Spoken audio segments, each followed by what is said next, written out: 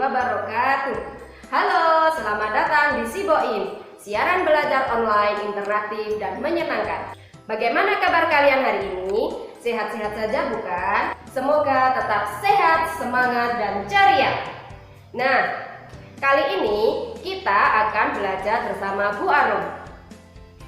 Sebelum kita memulai kegiatan pembelajaran pada kali ini, kita berdoa sesuai dengan agama dan kepercayaan kita masing-masing. Berdoa mulai.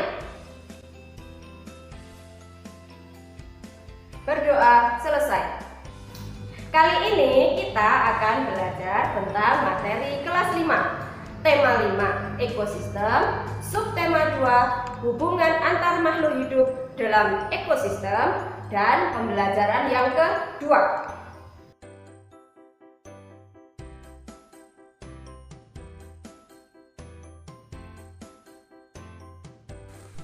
Tujuan pembelajaran kita kali ini adalah menganalisis rantai makanan yang terdapat pada suatu ekosistem, menganalisis sumber energi pada makhluk hidup, menemukan pokok pikiran pada teks bacaan rantai makanan, mengemukakan pengertian properti tari, dan menganalisis properti tari yang digunakan dalam tari daerah.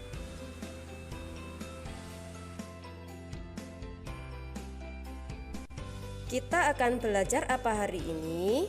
Kita akan belajar tentang teks non-fiksi, rantai makanan, dan properti tari. Sekarang kita lihat video berikut ini.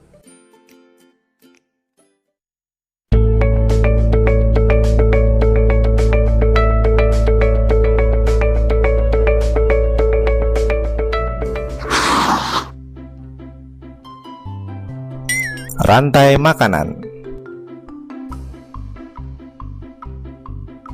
Rantai makanan adalah sebuah peristiwa makan dan dimakan antara sesama makhluk hidup dengan urutan-urutan tertentu. Dalam suatu rantai makanan terdapat makhluk hidup yang mempunyai peran sebagai produsen, konsumen, dan sebagai dekomposer atau pengurai. Mari kita simak gambar berikut ini. Contoh rantai makanan pada gambar berikut ini terdiri dari rumput, belalang, katak, ular, elang, dan juga pengurai.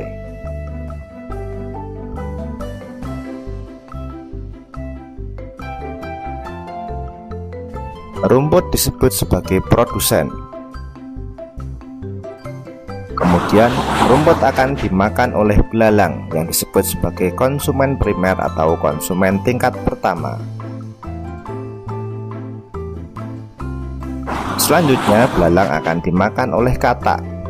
Katak disebut sebagai konsumen tingkat 2 atau konsumen sekunder. Kemudian katak akan dimakan oleh ular. Ular sebagai konsumen ketiga. Selanjutnya ular akan dimakan oleh burung elang. Burung elang sebagai konsumen keempat. Dan pada akhirnya elang akan mati dan diuraikan oleh dekomposer, dalam hal ini adalah jamur atau fungi. Kemudian sisa dari elang yang telah diuraikan oleh jamur akan diserap oleh rumput. Rantai makanan menjadi jalur masuk aliran energi bagi makhluk hidup.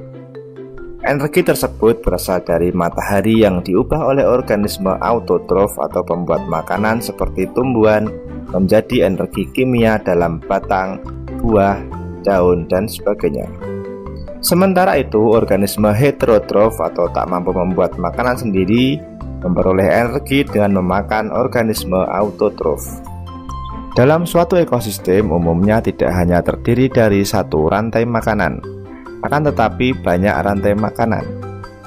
Dan dari beberapa rantai makanan inilah disebut dengan jaring-jaring makan. Mari perhatikan gambar berikut ini. Tanaman padi akan dimakan oleh tikus, belalang, dan juga ulat.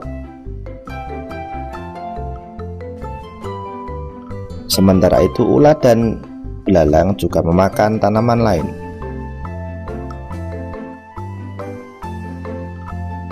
Kemudian ulat dan belalang akan dimakan oleh ayam.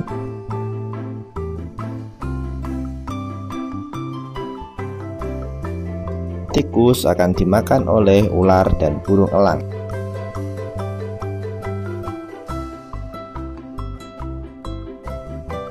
Belalang dan ulat akan dimakan oleh katak.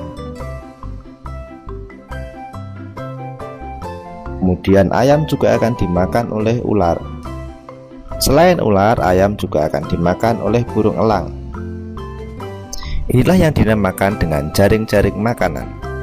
Jadi jaring-jaring makanan itu terdiri dari beberapa rantai makanan yang saling berkesinambungan.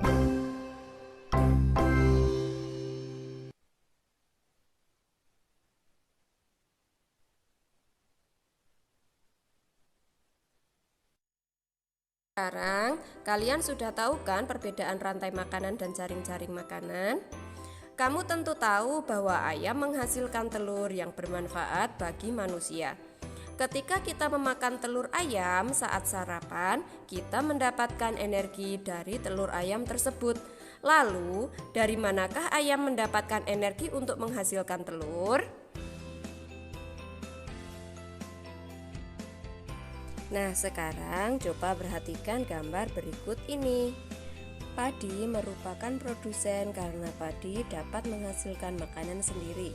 Tikus menjadi konsumen tingkat 1 karena tikus merupakan hewan yang memakan produsen yaitu padi. Ular menjadi konsumen tingkat 2 karena ular merupakan hewan yang memakan konsumen tingkat 1 yaitu tikus. Burung elang menjadi konsumen tingkat 3 karena menjadi hewan yang mendapatkan energi dengan memakan konsumen tingkat 2 yaitu ular. Jamur menjadi pengurai karena jamur berperan dalam mengurai konsumen tingkat 3 untuk berkembang biak. Hasil penguraian akan dimanfaatkan oleh tumbuhan sebagai sumber makanan. Sudah paham ya sekarang? Supaya lebih memahami, mari kita diskusikan beberapa hal berikut ini. Yang pertama, apa yang dimaksud aliran energi pada sebuah rantai makanan? Aliran energi pada sebuah rantai makanan adalah terjadinya perpindahan energi dari satu makhluk hidup ke makhluk hidup lain dari terkait makan dan dimakan pada suatu rantai makanan. Selanjutnya, adakah hubungan antara rantai makanan dengan aliran energi? Coba jelaskan. Hayo, siapa yang mau mencoba menjawab? Ya, betul sekali. Hubungan rantai makanan dengan aliran energi pasti terjadi ketika suatu makhluk hidup memanfaatkan atau memakan makhluk hidup lainnya. Maka akan terjadi perpindahan energi berupa zat-zat yang dibutuhkan untuk bertahan hidup bagi makhluk hidup tersebut. Pertanyaan selanjutnya, jelaskan mengapa peran produsen penting dalam rantai makanan. Kira-kira apa ya alasannya? Nah, produsen itu merupakan satu-satunya komponen yang mampu memproduksi makanan sendiri. Produsen juga menjadi komponen yang akan dimakan oleh konsumen tingkat 1 agar rantai makanan tetap berjalan. Untuk pertanyaan terakhir, pada rantai makanan pada puncaknya disebut konsumen puncak. Apabila konsumen puncak punah, apa yang akan terjadi pada konsumen tingkat 1 dan konsumen tingkat kedua? Yang akan terjadi, jumlah konsumen tingkat 1 akan berkurang secara drastis karena dimakan oleh konsumen tingkat kedua yang lebih banyak.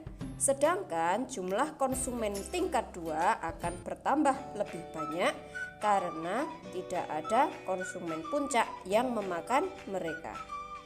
Jadi, keseimbangan ekosistem akan terganggu. Untuk memahami tentang rantai makanan, mari kita baca bersama sebuah bacaan tentang rantai makanan. Setiap makhluk hidup memiliki ketergantungan terhadap makhluk hidup lain. Manusia memerlukan tumbuhan dan hewan, tumbuhan dan hewan memerlukan manusia. Makhluk hidup juga memerlukan tanah, udara, dan matahari untuk mendukung kehidupannya.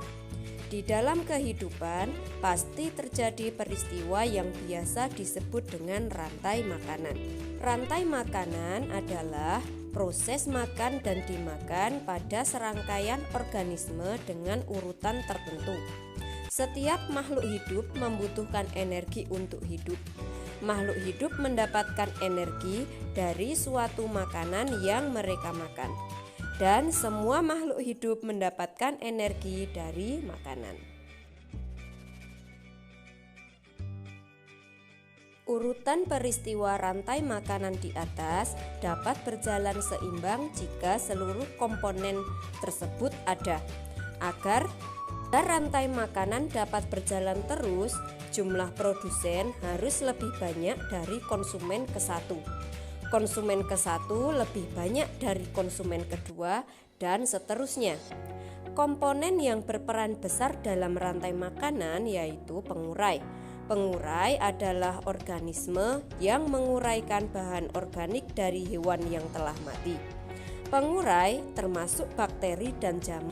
Mereka memecah bahan mati yang tidak digunakan menjadi nutrisi di tanah yang digunakan tanaman untuk tumbuh.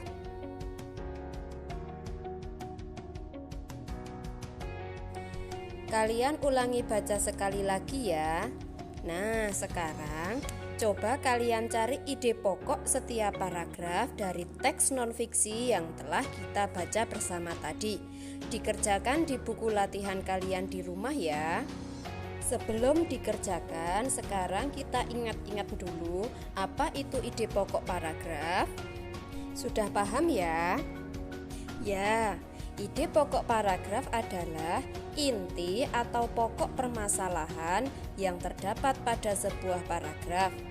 Ide pokok juga dikenal dengan nama gagasan utama dan menjadi dasar pengembangan suatu paragraf. Ide pokok berbeda dengan kalimat utama. Berdasarkan bentuknya, kalimat utama selalu berbentuk kalimat, sedangkan ide pokok tidak selalu berbentuk kalimat. Selain itu, ide pokok biasanya merupakan inti dari kalimat utama. Keberadaan ekosistem juga dijadikan sebagai inspirasi dalam berkarya, seperti yang terdapat dalam beberapa tari daerah. Hasil panen yang diperoleh dari ekosistem sawah atau ladang dituangkan menjadi karya tari yang indah dan menarik. Beberapa tarian daerah juga menjadikan tindak tanduk hewan dalam sebuah ekosistem sebagai inspirasi tarian mereka. Perhatikan sebuah contoh tari berikut ini.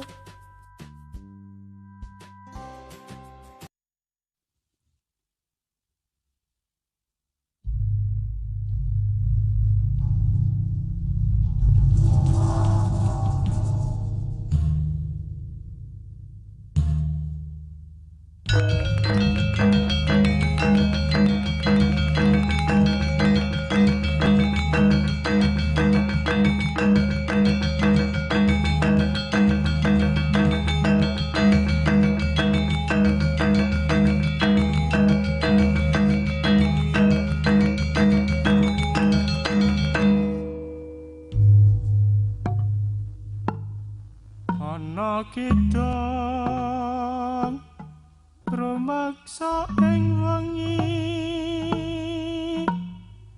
teko hayu luput ing lara luput bilahine kabeh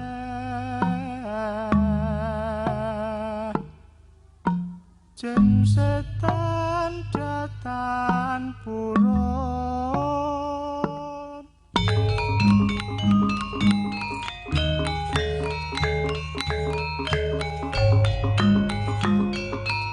Kuda nyambut gawe jalani alate anggar sawari do ayo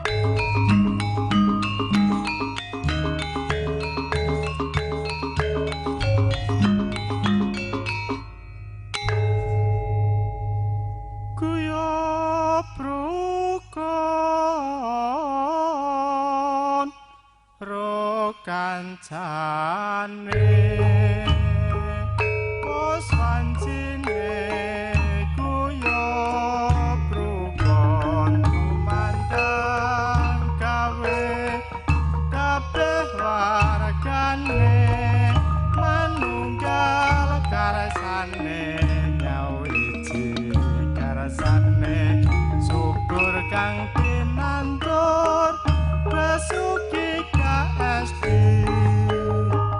rukun agawe santoso bersatu maju cerah bekal bubrah becike sing guyub bareng mama karya bakal kasembadan ler tandure wosumiler sinawang katon ijo royo royo agawe ayem tentrem anyawang parine lemu-lemu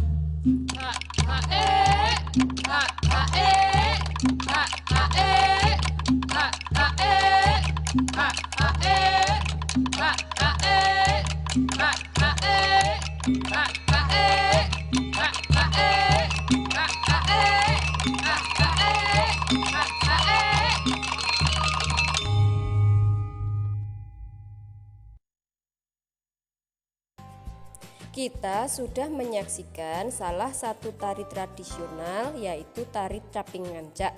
Tari caping ngancak berasal dari Lamongan, Jawa Timur, menceritakan tentang kehidupan petani. Tari ini menggambarkan para petani yang sedang bekerja, mulai dari menanam, merawat, hingga memanen padi. Seperti petani sebenarnya, para petani juga mengenakan caping. Caping merupakan penutup kepala yang biasa dikenakan petani saat bekerja di sawah. Caping berbentuk kerucut, terbuat dari anyaman bambu. Setiap tarian daerah memerlukan perlengkapan atau properti yang dikenakan penari pada saat menarikannya. Properti tari bisa jadi berbeda antara satu tarian dengan tarian yang lain. properti yang digunakan menjadi ciri khas tersendiri tarian tersebut. Bahkan, beberapa properti tari dijadikan sebagai nama bagi tarian tersebut. Misalnya, payung yang digunakan dalam tari payung atau caping yang digunakan dalam tari caping ngancak.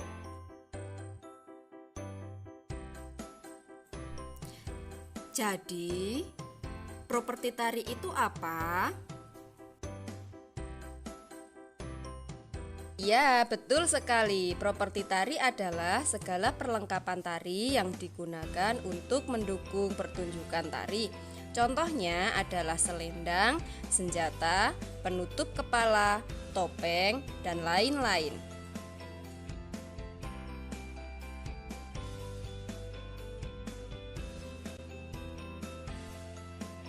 Sahabat Doim, bagaimana perasaan kalian setelah belajar pada kali ini? Senang bukan? Nah, apakah kalian masih ingat kita belajar apa saja? Apakah kalian ingat kita belajar apa saja hari ini? Ya, betul sekali. Kita belajar tentang rantai makanan, tentang teks non-fiksi, dan properti tari. Cukup sekian pembelajaran kita pada hari ini. Sebelum kita akhiri pembelajaran hari ini, kita berdoa sesuai dengan agama dan kepercayaan kita masing-masing. Berdoa mulai. Berdoa selesai. Sampai jumpa di lain waktu. Tetap semangat belajar di mana saja kalian luar biasa. Assalamualaikum warahmatullahi wabarakatuh.